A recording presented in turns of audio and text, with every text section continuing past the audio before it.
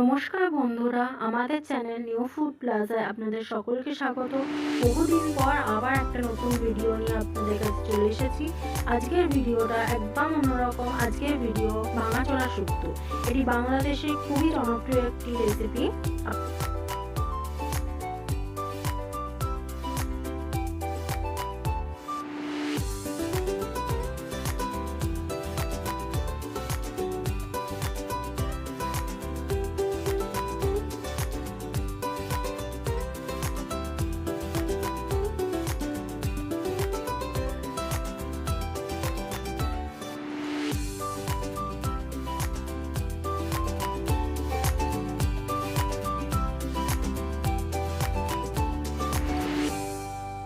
এই রেসিপিটা আমার দিদার থেকে শেখা, কারণ আমার দিদা যেহেতু বাংলাদেশের মানুষ, তাই জন্য সেই রেসিপিটা আমার থেকেও অনেক ভালো করে আমি জানি, কিন্তু তাও কিছুটা আমি ওনার থেকে শিখে আপনাদের কাছে শেয়ার করছি।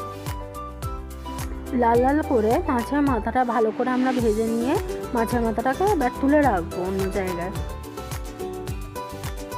এবার ফোড়ন হিসাবে দেবো একটু রাঁধুনি, একটা তেজপাতা আর অল্প একটু শুকনো লঙ্কা।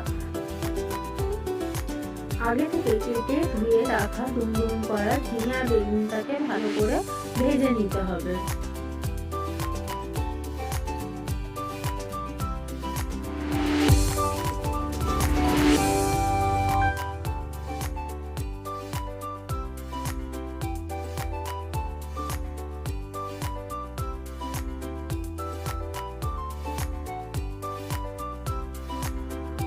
এবার ঝিঙে বেগুনটাকে আমরা ঢাকা দিয়ে 5 মিনিট হতে দেবো।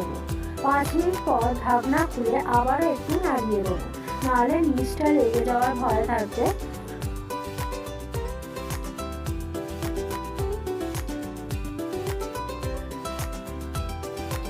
আমাদের বেগুন আর ঝিঙেটা খুব ভালোভাবে ভাজা হয়ে গেছে, জলটাও প্রায় টেনে নিয়েছে।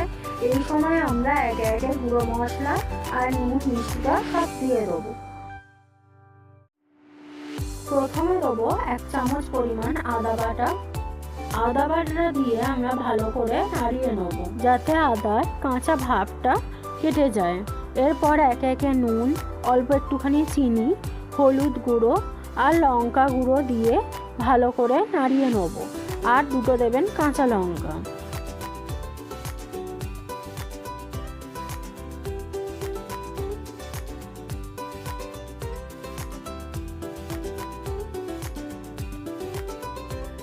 নাড়তে নাড়তে আমাদের ঝিঙে বেগুন থেকে সব জলটা টেনে নিয়েছে।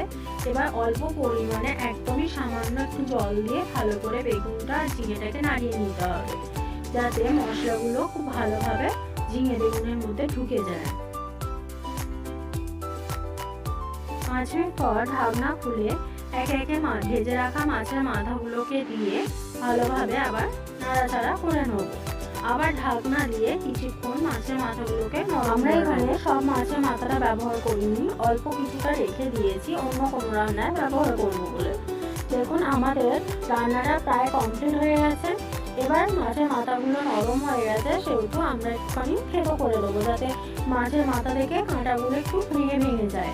এটা দিলে ভালোই লাগবে খেতে। সবার পাতে পাতেই অল্প একটু করে মাছের মাথা পড়বে।